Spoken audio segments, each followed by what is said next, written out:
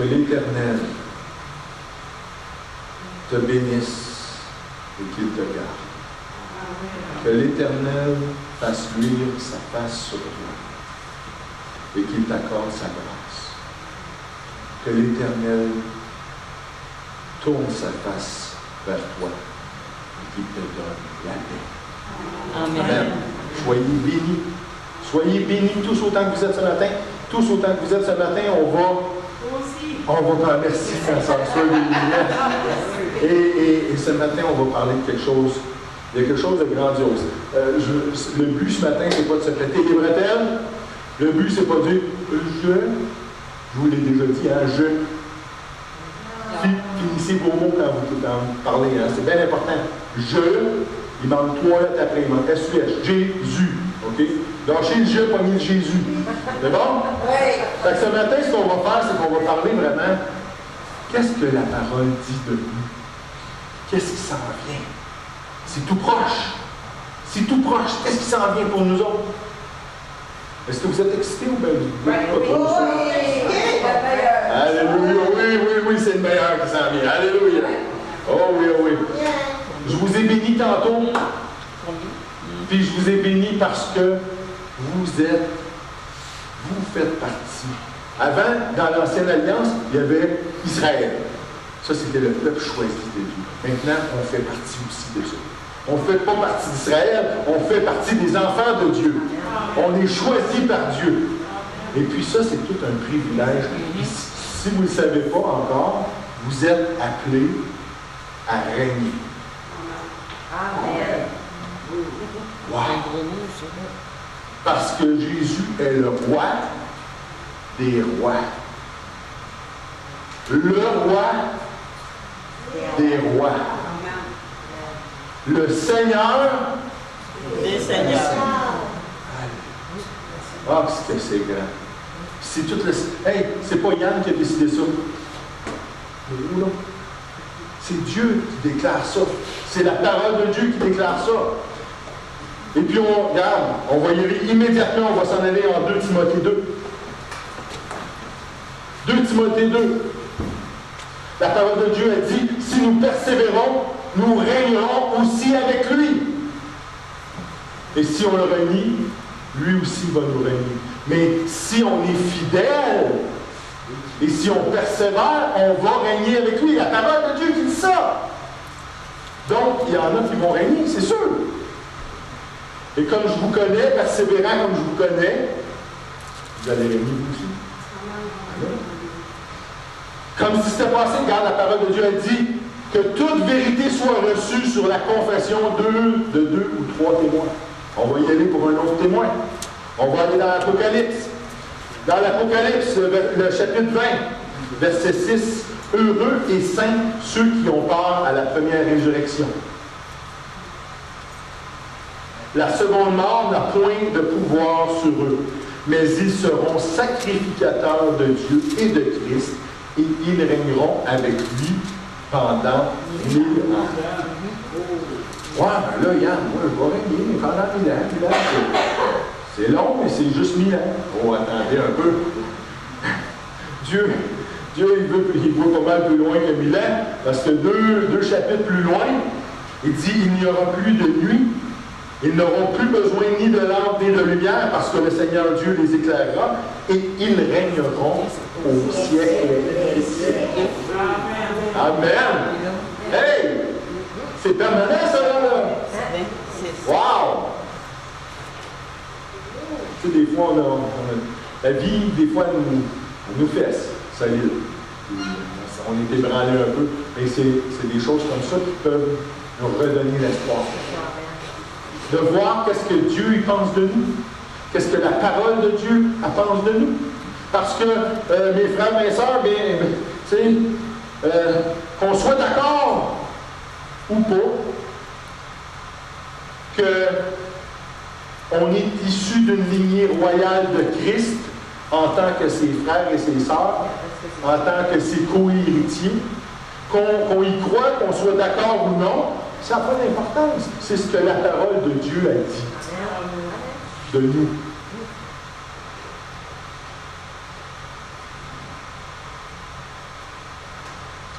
Puis, je l'ai dit, je viens de vous le dire, c'est pour très bientôt.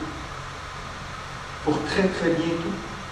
Le Seigneur va donner des gouvernements dans son royaume. Il va donner des charges à des gens. C'est pour bientôt. Il faut le réaliser. C'est ça qui arrive, c'est qu'on ne réalise pas comment est-ce que c'est proche. Puis on ne réalise pas tout ce que ça l'entraîne. Puis il faut qu'on commence à le réaliser parce qu'à un moment donné, le Seigneur, il va le nommer. À un moment donné, il va arriver, il va dire, Louisette. Louisette, je te charge de toute l'Amérique du Sud. Est-ce que tu veux servir ton roi? Qu'est-ce que tu vas faire dans là? Tu vas te dire, je ne suis pas digne de ça, puis tu vas regarder ailleurs, tu vas faire comme si de rien n'était. Parce que le Seigneur va vous choisir. C'est ça que je veux vous amener à réaliser ce matin. Oh, pas moi, Yann, pourquoi pas? Pourquoi pas? Si vous êtes fidèle, vous allez régner avec lui. Si vous persévérez, vous allez régner avec lui. Wow! Pourquoi pas vous autres? Hey!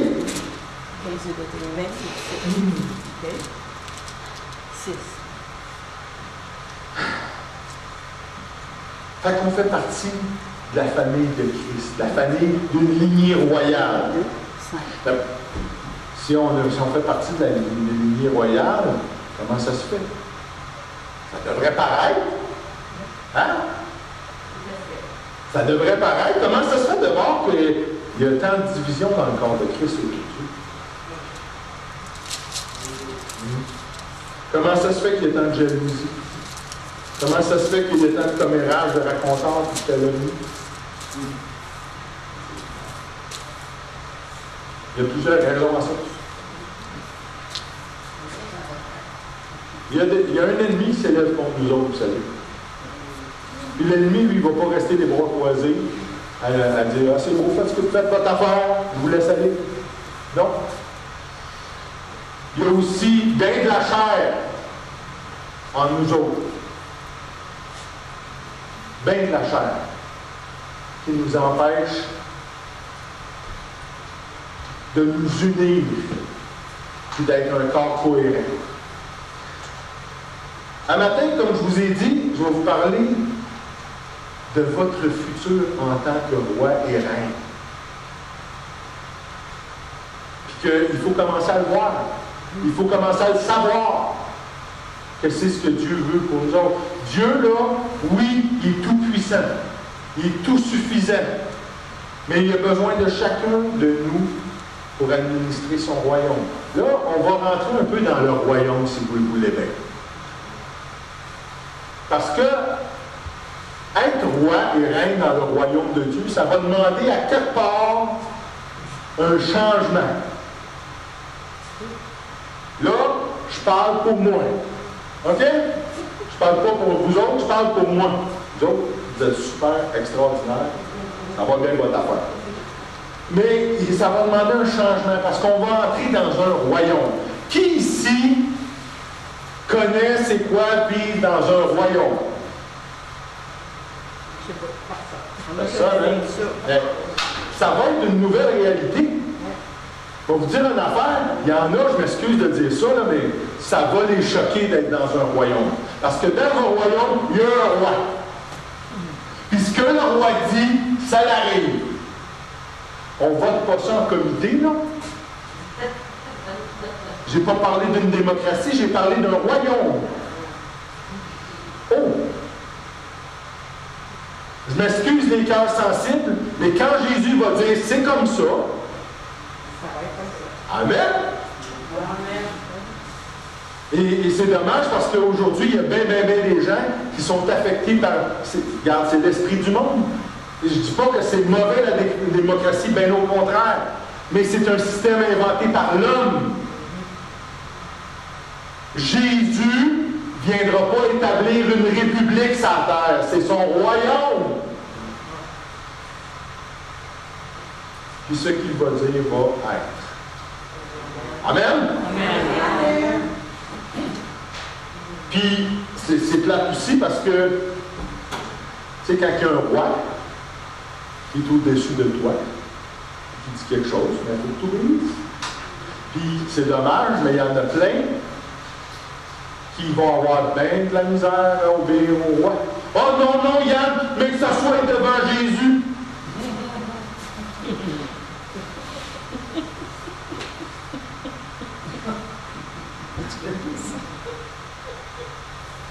Je vais vous raconter une histoire. C'était une fois un prénommé Lucifer. Connaissez-vous ça? Lucifer, lui, a été en la présence de Dieu, dans la présence de Dieu. Il a vu la gloire de Dieu avec ses yeux. Puis il servait Dieu, là, proche à proche. Savez-vous ce qui est rendu aujourd'hui, Lucifer? Dans l'enfer. Vous le savez, hein? Donc, venez jamais me dire tout désobéissant qu'on peut être ici même sur la terre, tout rebelle qu'on peut être ici même sur la terre, n'est pas me dire oui, mais quand je vais être devant Jésus, ça va être différent. Parce que Lucifer était devant Dieu, puis ça n'a pas été différent.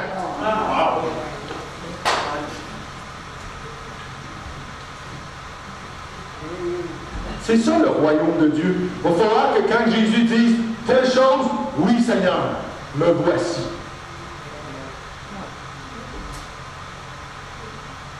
Il y en a qui vont avoir de ça. Tu sais, on a parlé dernièrement, oui, on soupire, on veut un réveil. Oui, un grand réveil. Oui, c'est vrai. Oui, on veut un réveil.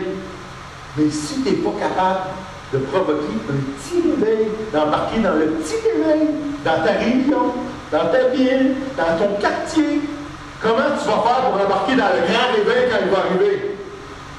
Commence tout de suite. Prépare-toi. Amen? Tu vas manquer le bateau. Alléluia. Oh oui.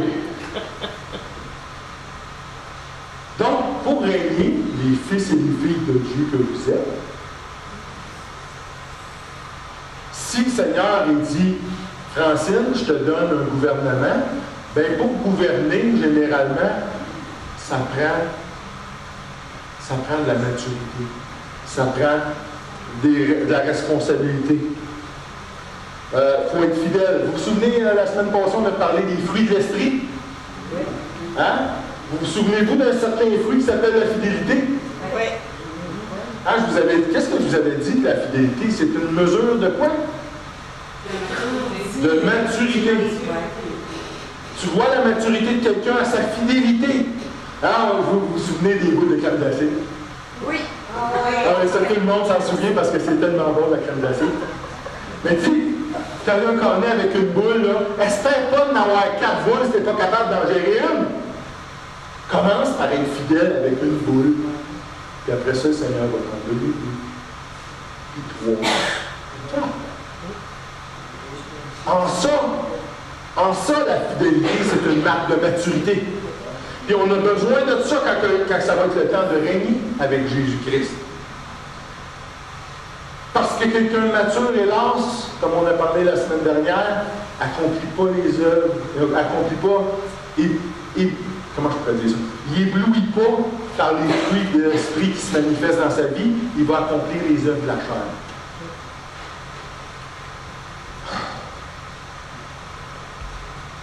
Puis accomplir les œuvres de la chair, c'est accomplir des œuvres qui sont opposées aux œuvres de l'esprit. Puis là, lâchez-moi avec les démons. OK? On va se parler clair un matin. Je ne suis pas en train de dire qu'il n'existe pas les démons. OK? Je ne suis pas en train de dire ça. Mais je trouve qu'on leur accorde trop de présence. Puis on leur accorde trop d'importance. Oui, ça c'est vrai. Trop de présence, trop d'importance. Puis on oublie que le démon, il s'en vient se poser sur ton épaule. Là, puis là il te tente. Mais il tente. Qu'est-ce que tu veux? C'est ça qu'il fait. C'est sa job. Le fin mot de l'histoire, ouais. Le fin mot de l'histoire, c'est toi. Ta chair, elle va-tu écouter ce qu'il dit? Ou si toi, tu soumets ta chair à ton esprit? C'est ça le fin mot de l'histoire. Puis, en passant, vous allez être tellement déçus, là. Vous allez être déçus. Quand vous allez le voir, quand vous allez être avec le Seigneur, vous allez voir le diable, vous allez dire, oh ben, toi, je me suis inquiété à cause de ça. Je vous le dis, vous allez être déçus. Parce qu'on lui accorde trop d'importance. Puis il est sous nos pieds. Alléluia.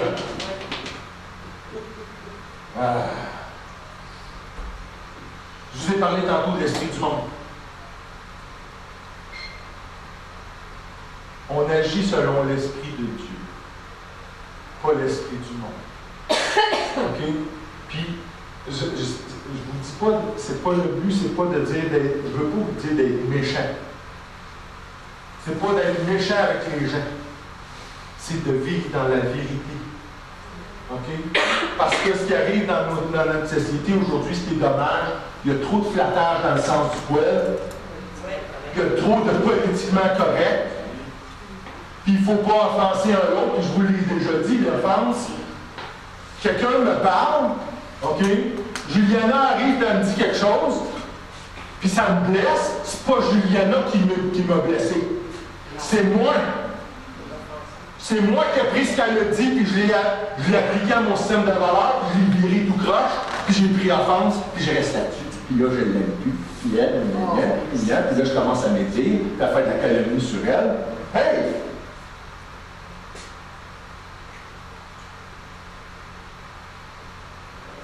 On a le pouvoir sur nous. Je n'ai pas le pouvoir sur Serge, je n'ai pas le pouvoir sur Aline, je n'ai pas le pouvoir. Non, j'ai le pouvoir sur Yann. OK? C'est comme ça qu'il faut voir ça. Mais on a plein les bras. On va chez les autres. Plein bras avec nous autres. Mais dire ce que je veux vous dire, c'est l'esprit du monde. C'est facile à voir. C'est facile à spotter. Puis quand on le voit, exhorter les gens à lâcher ça. Exhorter vraiment les gens à lâcher ça. Tu sais, puis je condamne personne. Mais trop souvent, je vois des gens. Il y a une différence entre avoir un cœur de compassion puis séduire les gens. Tu vas aller vers quelqu'un avec un cœur de compassion, puis trompe-toi pas, il n'y a pas de problème, tu vas annoncer la bonne nouvelle de Christ. J'ai aucun problème avec ça. Je suis sûr à 100% que c'est ça qui va arriver. Mais si tu vas dans le but, vers quelqu'un dans le but de dire, je vais l'amener au Seigneur, oui, j'ai pratiqué, puis que non. L'évangélisation, c'est pas une séduction. Puis ceux qui ont été séduits, parce que c'est arrivé qu'il y a des gens qui ont accepté Christ parce que ce que la personne leur a présenté, ça faisait du sens. Mais hélas, je vous dis aujourd'hui, c'est la plupart de ces gens-là sont tous retournés dans la vie. Parce que ce n'est pas un individu qui va vous convaincre, c'est le Saint-Esprit. Puis quand c'est le Saint-Esprit, il n'y a pas de danger, tu vas rester dans le corps de Christ. Alléluia. Amen. Oui. Bon, je reviens encore à mes rois et à mes reines, aux rois et aux reines du Seigneur. Vous autres. Un roi et une reine ou un dirigeant, ça s'intéresse plus aux affaires des autres que les siennes. Faites attention, c'est pas de vous mêler des affaires des autres. Je n'ai pas pris le verbe mêler, j'ai dit s'intéresse. Les gens s'intéressent. Premièrement, à celle du Seigneur. Hein? Parce que la parole de Dieu a dit, occupez-vous des choses du royaume et tout vous sera donné par surcroît. OK? Les choses du Seigneur en premier. Après ça, les choses des gens autour de vous. Intéressez-vous à ce qu'ils vivent. Intéressez-vous à leur malheur. Ayez un cœur de compassion. Plutôt que de t'occuper de ton petit Moses de nœud. Le petit Moses de nœud. Lâchez-moi ça. Le nombril, oui. Tu sais, tantôt j'en ai parlé, moi. Non, je suis rendu. ton nom. Jésus. Moi. Hey, Yann G. Non. Jésus. Lâche-toi à la première personne du singulier, puis il laisse la place à Jésus. Laisse la place aux autres. Écoute ce que les autres ont à dire. Quand est-ce que le corps de Christ va comprendre que ce n'est pas à propos de nous autres? Ce n'est pas tout à propos de nous autres. C'est pas à propos de comment tu parles et comment tu évangélises. C'est à propos de la puissance de la parole que tu apportes.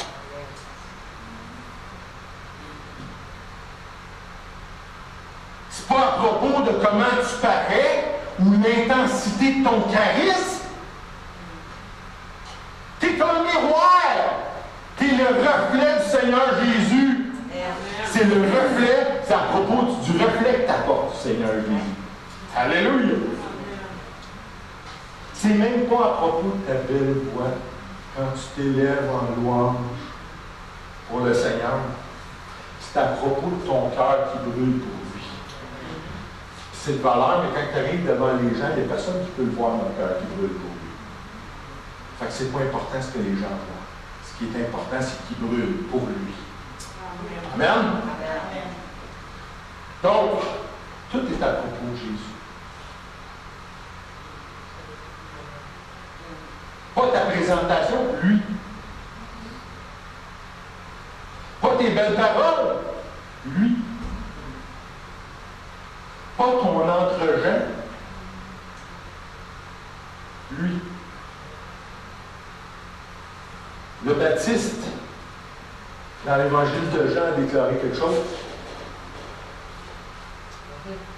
Il parlait à propos de Jésus. Il dit, il faut qu'il croisse et que je diminue. Ça, là, on devrait toujours avoir ça. Je pense qu'on devrait avoir un petit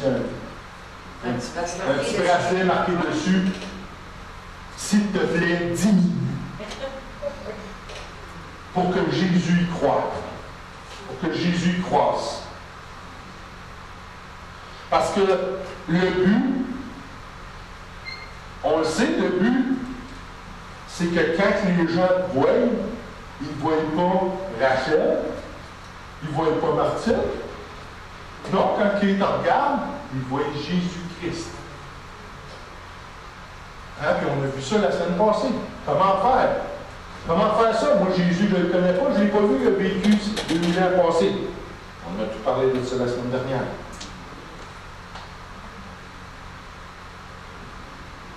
On va y aller avec une petite parabole.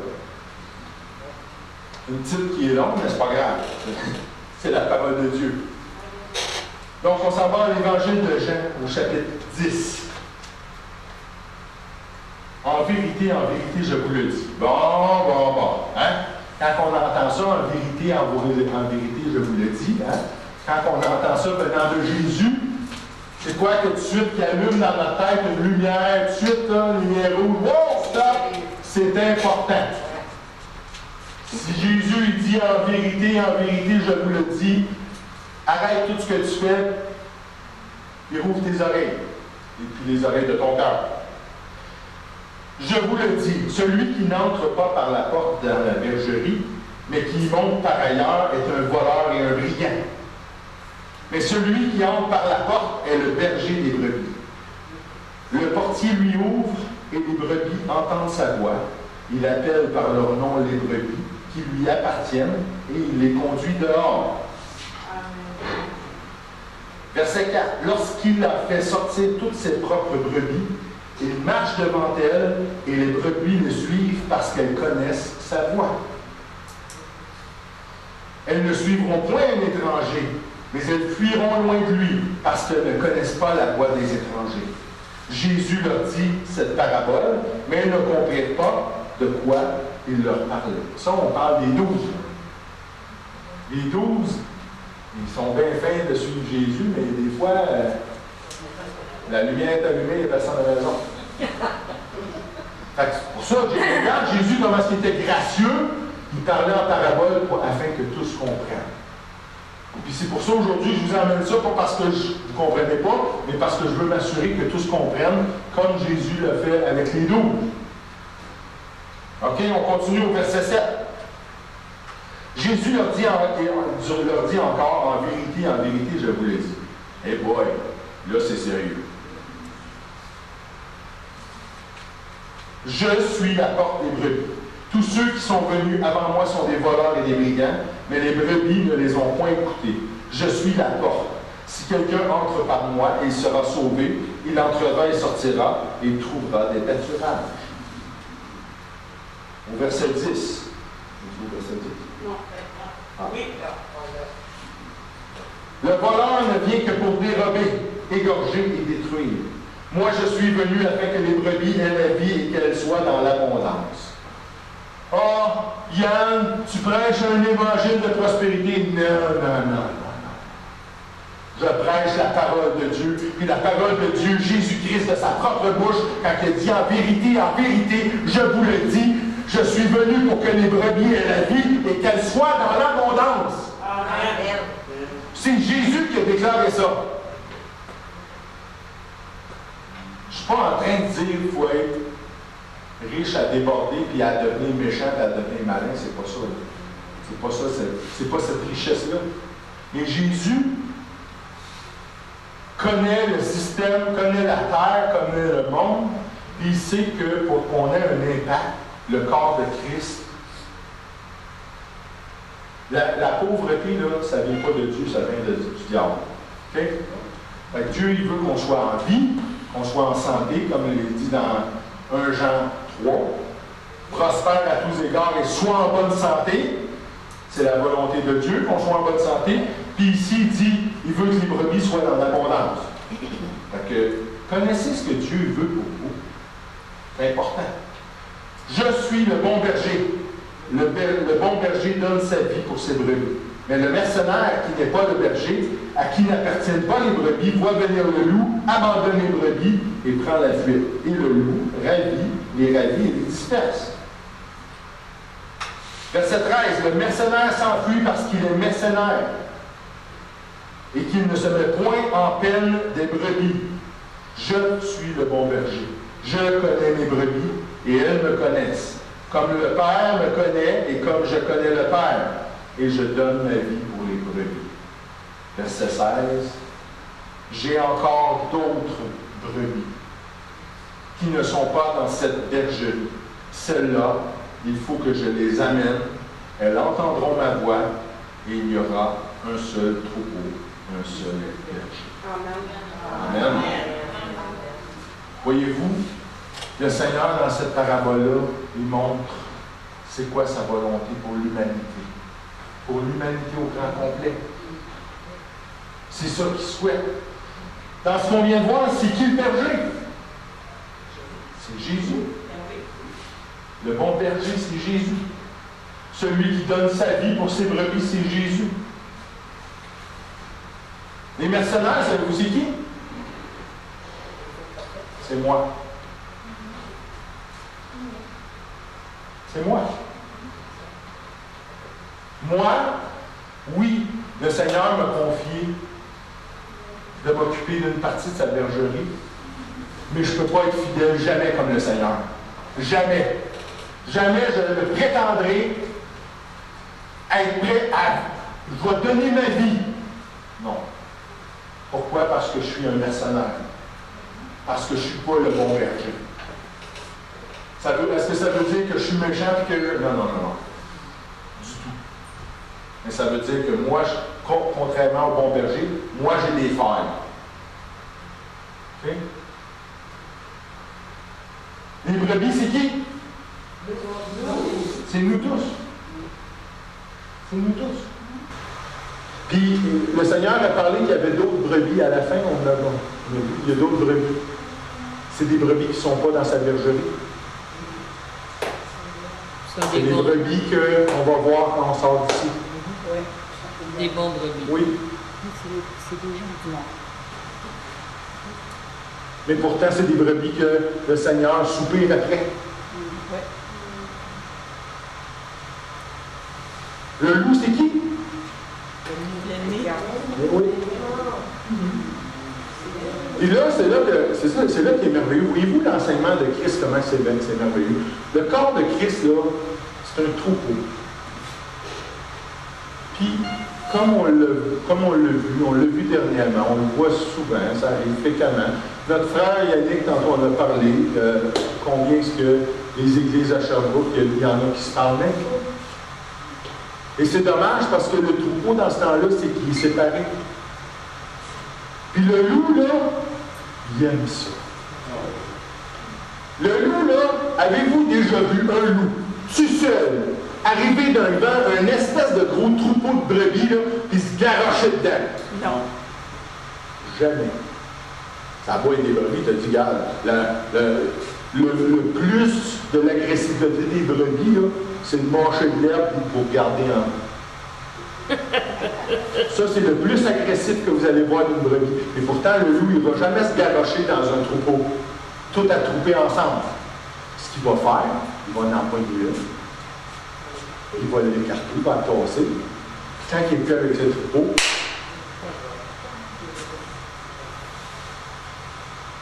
puis le Seigneur, c'est ça son enseignement.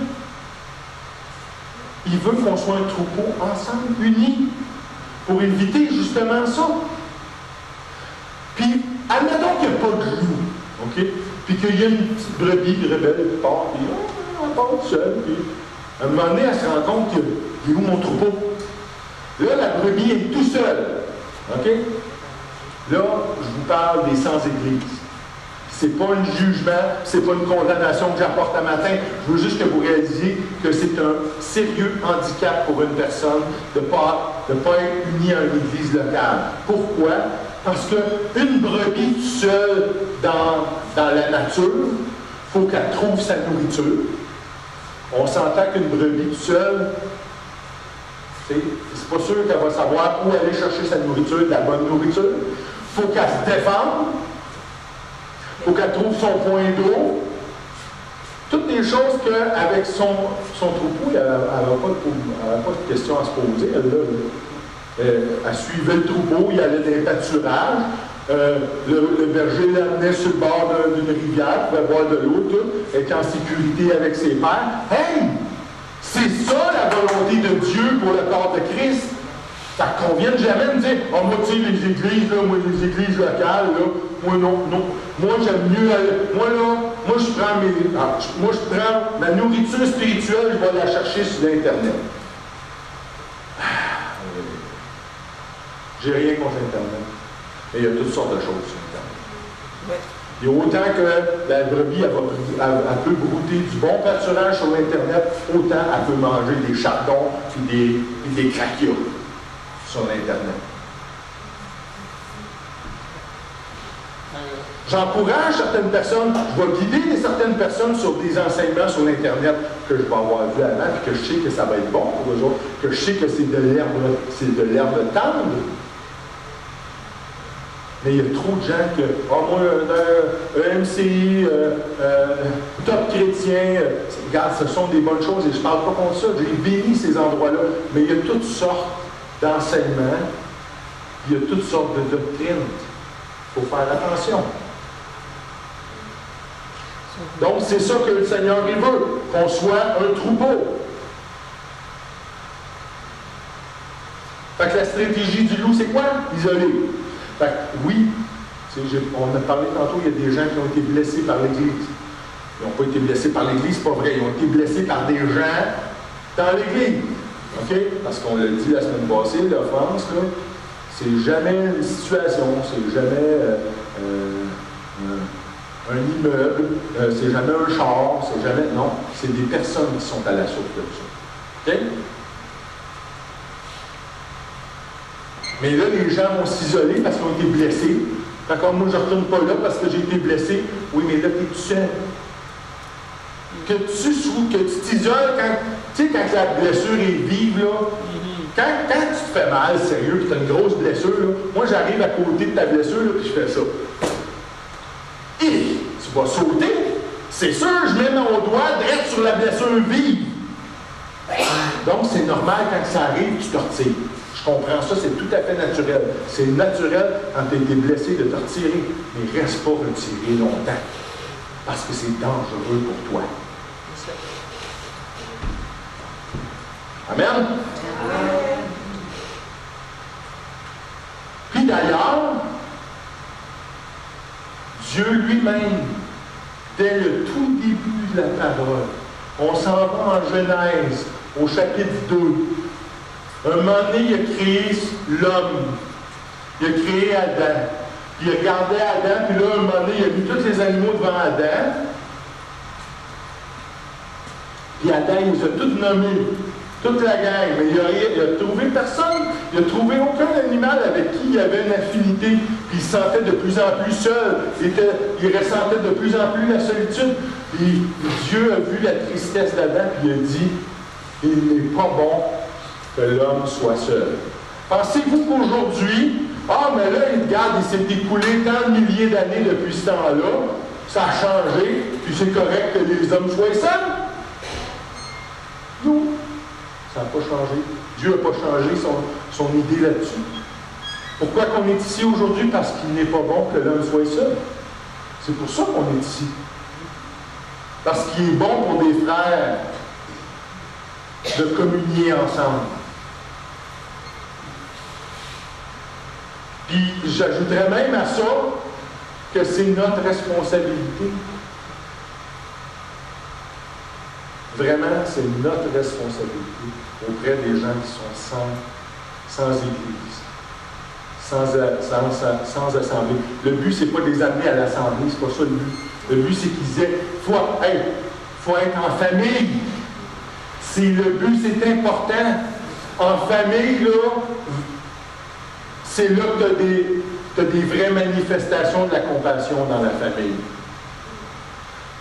Quand ils sont tout seuls dans le monde, oui, il y a peut-être un moment donné à quelqu'un, un moment donné à quelque part qui va se pointer et qui va être compatissant pour eux autres. Peut-être. Mais quand tu es ensemble, en famille, tes frères et tes sœurs ont un cœur de compassion pour toi. Amen. Parce qu'on ne veut pas être exposé, parce que quand on est tout seul, on est exposé à la vulnérabilité, c'est-à-dire aux attaques, comme je l'ai dit tantôt avec le troupeau, puis à la disette. C'est quoi ça, la disette? Vous savez c'est quoi? C'est quoi? Non, la disette, c'est d'avoir faim, être affamé. OK? De ne pas avoir de nourriture du tout. Mais on parle de la nourriture spirituelle. OK?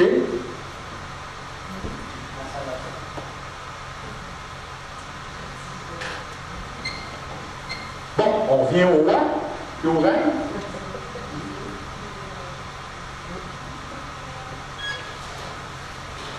La semaine passée, si vous vous souvenez, je vous ai demandé qui ici se considère guerrier du Seigneur. Là, on a tous élevé nos mains. Tout le monde.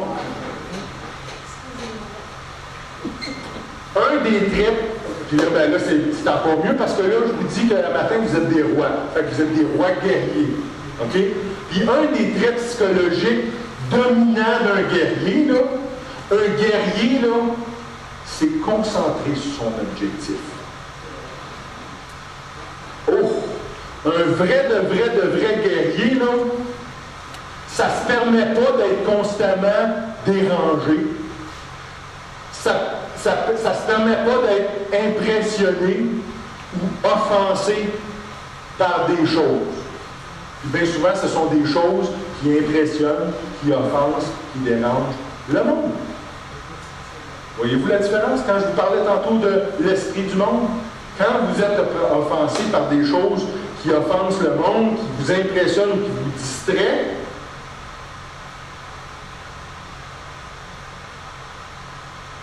il faut cesser d'être impressionné par ces choses.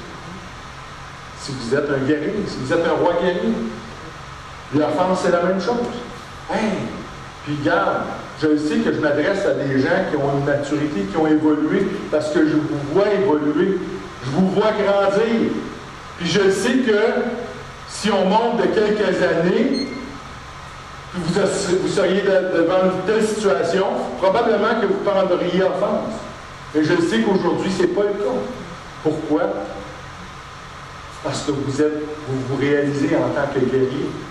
Parce qu'aujourd'hui, vous êtes focusé. Vous êtes focusé sur ce que le Seigneur est pour vous dans votre vie. Amen? Amen.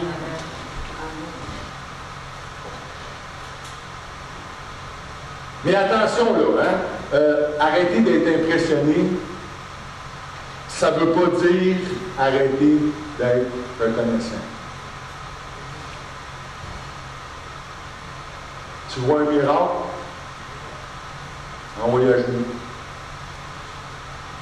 Envoyez à genoux, puis les actions de grâce, des témoins de miracles, les actions de grâce, les actions de grâce pour l'autorité qu'on a sur la guérison et sur la maladie. Des actions de grâce tout le temps. Ah oui, une autre affaire aussi. On est-tu des rois et des reines, lui? Oui. J'ai jamais vu ça, moi. Un roi ou une reine victime. Vous avez vu ça, là? À part d'un drame là, comme Sissi, des rois et des reines victimes, ça n'existe pas.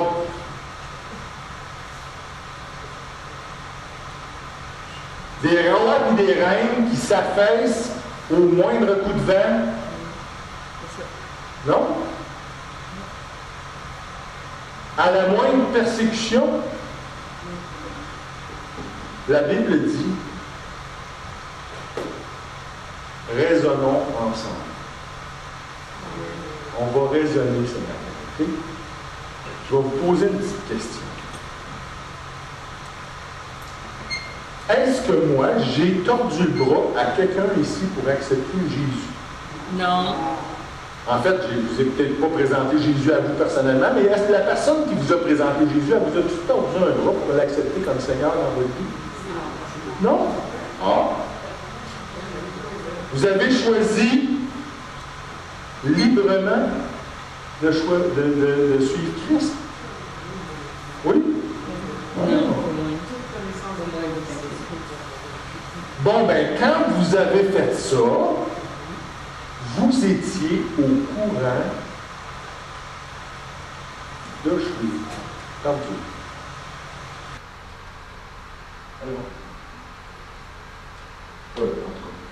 Quand vous avez fait ça, vous étiez au courant de ce que le Seigneur a dit dans Luc. Dans Luc 21, 17, il est écrit, ça c'est Jésus qui parle. Vous serez haïs de tous à cause de mon nom. Fait que, tu sais, que les gens, moi, et ça m'arrive souvent, des gens, oh, Yann, tu sais pas ce qui m'arrive, oui, je te reçois parce que, oui, j'ai un cœur de compassion pour toi. Mais ton Seigneur, ton Dieu, a dit, vous serez haïs de tous à cause de mon nom. Puis là, tu vis de la persécution, puis tu es tout étonné de ça. Hey! Je vous pose la question que je vous ai posée il y a une couple de minutes. On est-tu des rois ou des reines?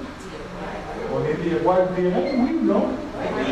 Bon, mais quand la persécution elle arrive, on dit, c'est pas drôle, effectivement, la persécution, il n'y a rien de fun là-dedans, mais on le savait. On avait été avertis de ça. Puis quand j'ai accepté Christ, je savais que je serais persécuté à un moment ou à un autre dans ma vie. Fait que, arrêtons d'être étonnés, parce que Jésus nous l'a dit. Fait que, OK, oui, c'est pas drôle, c'est correct, tu remontes tes manches, puis on s'y remet, parce qu'on est des rois guerriers. Amen. Amen? Ça fait que, comme l'esprit du monde nous amène, nous pousse à le faire, on va arrêter de chercher la sympathie des gens. OK? Parce que ce qu'on veut vraiment, on ne veut pas que les gens ils sympathisent avec nous. On veut que les gens acceptent la bonne nouvelle de Jésus-Christ. Point! Nous autres, ce qui nous arrive, puis le mal qui nous est fait, c'est pas drôle, Mais garde, plus fort est celui qui vit en moi que celui qui vit dans le monde. Hein?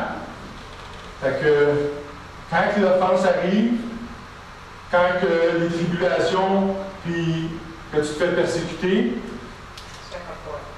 tu fais ça, là, tu secoues tes pieds, puis tu continues. OK?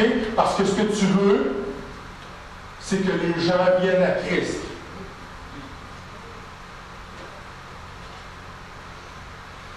En tant que roi des reines, il faut élever notre endurance, notre courage et notre détermination. Parce que qui ici a le goût d'être un roi ou une reine de la pleurniche? Hein? Il n'y a personne qui veut être un roi de la pleurniche? Non, moi je veux pas. Pleurnicher? Le roi de la pleurniche? Ça ne vous tente pas, non? Non. Tu sais, puis c'est pour ça que moi, je m'afflige. Quand des fois, je vois sur les réseaux sociaux, puis là, je vois qu'un a publié « Ah! 1000 chrétiens qui ont été abattus à telle place dans le monde. » Ben oui, c'est pas drôle, je suis d'accord, c'est pas drôle. Il n'y a rien de drôle là-dedans, je ne me réjouis pas de la mort, là. Mais on savait qu'on serait persécuté à cause de son nom. Arrêtons, s'il vous plaît, de publier les œuvres du diable, puis de glorifier les œuvres du diable avec ça. Oui, il y a des gens qui ont perdu la vie. Oui, c'est des martyrs. Puis faites-vous-en pas, le Seigneur va les honorer, puis il va honorer leur fidélité. Ça ne vous regarde même pas. Continuez sur votre but. Soyez des guerriers, continuez sur votre objectif. Alléluia!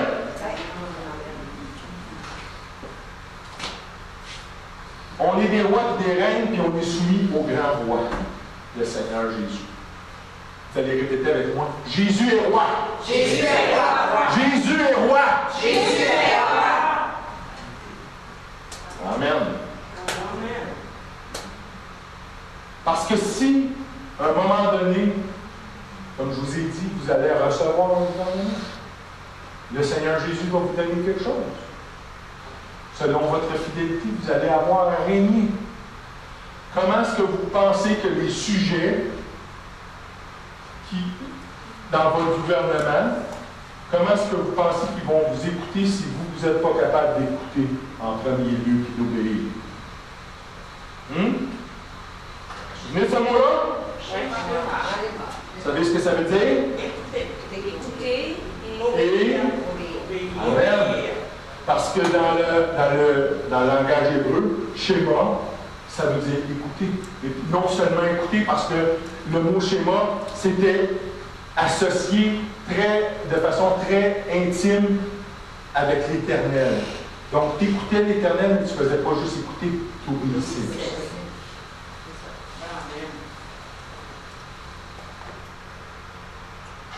Tu sais, obéir, là, quand le roi te dit quelque chose, tu vas-tu douter? Tu vas-tu te questionner? Pourquoi Dieu il me demande ça? Pourquoi Jésus il exige ça de moi? Je veux avoir la raison. C'est-tu de l'obéissance? Douter à tout bout de champ, questionner sans cesse, puis constamment faire à sa tête, ça consiste à semer la graine du chaos, de la rébellion et de la dysfonction. Il y a des fois, là, où ce que vous ne comprendrez pas. Je ne comprends pas en tout pourquoi que le Seigneur il attend ça de moi. Mais est-ce que c'est une raison pour ne pas le faire? Quand tu le sais que c'est le Seigneur qui te l'a ordonné, as-tu le temps, quand le Seigneur il dit fais ci, fais ça, as-tu le temps de prendre une année en prière, en jeûne, pour te demander si c'est vraiment-tu correct ce que le Seigneur demande de moi? Il n'est pas là. Un de mes fils qui a fait l'armée cet été. Xavier, il a fait son camp de recrue. Puis vous savez, dans l'armée, regarde, On sait que ce n'est pas une institution vraiment authentiquement de Dieu, mais il y a des principes là-dedans. Dans l'armée, là, que tu sois une personne avec du caractère, ou que tu sois quelqu'un plus effacé, le résultat va être le même. À la fin, quand ton sergent va te dire « Sors de ta tranchée puis charge », tu vas te lever et tu vas y aller. Parce que tu sais que si tu restes là 3 secondes trop longtemps, t'es mort. C'est ça que l'armée t'amène à faire. L'armée, elle t'amène à plus penser. Quand tu reçois l'ordre, tu te lèves et tu y vas. Puis quand le Seigneur va nous donner l'ordre, on va se lever et on va y aller. Puis c'est pour ça que je vous dis, mais je vous dis pas, hey, je vous dis pas de suivre tout. C'est important, là, hein? On n'arrive pas, puis on suit bêtement tout. À date, si vous avez remarqué, je parle du Seigneur. Je parle du Seigneur qui commande. Je n'ai pas parlé d'un tel ou une telle dans le monde qui nous demande quelque chose. Là, dans ce temps-là, pèse le pot et le compte à l'an. Okay? Mais quand il s'agit du Seigneur, il y a des fois, tu vas avoir la révélation de pourquoi il te demande ça. Ça, c'est super le fun dans ce temps-là. Lève tes mains au ciel et dis merci Seigneur de me faire grâce, de m'expliquer ton plan. Mais quand il ne te l'explique pas ton plan, tu tentes, tu le dis, puis tu le fais. Amen? Amen. En Timothée, 1 Timothée 6, versets 3 et 4. Si quelqu'un enseigne de fausses doctrines et ne s'attache pas aux saintes paroles de notre Seigneur Jésus-Christ et à la doctrine qui est selon la piété, il est enflé d'orgueil. Il ne sait rien. Le bout important, il a la maladie des questions oiseuses et des disputes de mots. C'est ce que je voulais vous montrer quand je vous ai dit. Le Seigneur vous envoie quelque chose, puis là, tout de suite, ouais. M'a trouvé le fin mot de l'histoire, m'a trouvé la raison pourquoi Dieu me demande ça. Non, non, non. Paul lui dit, si tu fais ça, là, tu as la maladie des questions oiseuses. Pourquoi, Seigneur? Parce que, si ça. Oui, mais pourquoi? Parce que. Oui, mais pourquoi? Avez-vous déjà vu, tu sais, les 10 enfants? Pourquoi? Pourquoi? Mais parce que papa, il te l'a dit. Oui, mais pourquoi?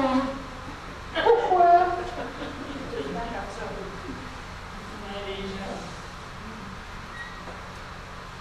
La maladie des questions oiseuses et les disputes de mots, d'où naissent l'envie, les querelles, les calomnies et les mauvais soupçons. Bon, on est roi, on est reine, c'est bien beau, c'est bien le fun. On a-tu peur des responsabilités? Oh boy, c'est pas populaire comme réponse, hein? C'est pas populaire comme question. Tu sais, quand on a peur des responsabilités, c'est quoi qui arrive? C'est parce qu'on a peur on a-tu peur que le Seigneur ne nous supporte pas?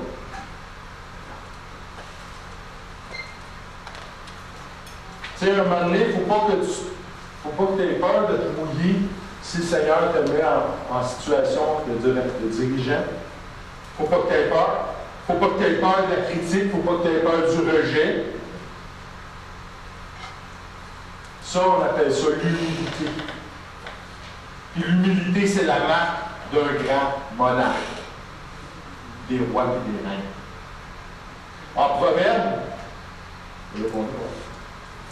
la crainte de l'Éternel enseigne la sagesse et l'humilité précède la gloire. L'humilité précède la gloire. Et l'orgueil précède la chute. Fait on va arrêter de vouloir être plus saint, là. OK? Puis on va pratiquer l'œuvre de l'humilité, c'est-à-dire on va écouter, être à l'écoute des gens. Parce que c'est pas vrai que parce que tu es un dirigeant, parce que tu es un leader, il n'y a rien que toi qui sais tout, il n'y a rien que toi qui parle, tu n'écoutes pas les autres, tu n'es pas à l'écoute des gens, tu n'as pas un cœur de compassion. Au contraire, on devrait tout être parlable. Puis les gens devraient avoir facilement accès à nous autres. Parce que, puis, en hébreu, l'auteur de la lettre aux Hébreux dit « Obéissez à vos conducteurs et ayez pour eux de la déférence, car ils veillent sur vos âmes comme devant en rendre compte. Qu'il en soit ainsi, afin qu'ils le fassent avec joie et non en gémissant, ce qui serait pour vous aucun avantage. » On devrait tous être parlables. Moi, ce que je veux ce matin aussi, je veux vous encourager. Parce que j'en ai parlé à certains d'entre vous. Puis, je veux vous rassurer. OK, j'ai la stature que j'ai. Puis des fois, OK, j'ai pas le sourire accroché aux lèvres tout le temps, 24 sur 24, 7 sur 7. Mais je vous invite vraiment, sincèrement, si jamais vous avez quelque chose, au sein de notre famille, s'il y a quelque chose qui vous a blessé, ou si vous avez des besoins, Rachel elle nous en a parlé au début, des petits groupes du mardi. Hein, la semaine dernière, on s'est appliqué à ça, parce que la parole nous dit, faites connaître vos besoins au Seigneur par des supplications et des prières. Qu'est-ce qu'on a fait? On a prié les uns pour les autres. On s'est accordé ensemble. Mais si vous avez des besoins, si vous avez des blessures, s'il y a quoi que ce soit, je vous en supplie, venez me voir. Je suis parlable. Puis je vais vous accueillir les bras ouverts. Okay? Oui, je suis un mercenaire. Je ne suis pas le bon berger. Mais comme on vient de le lire, moi, je suis redevable de chacun d'entre vous autres. Et vous êtes précieux aux yeux du Seigneur, et vous l'êtes dans mes yeux à moi aussi. Je vous aime beaucoup. Je vous bénis. Allez, passez une belle semaine. Allez, bénis.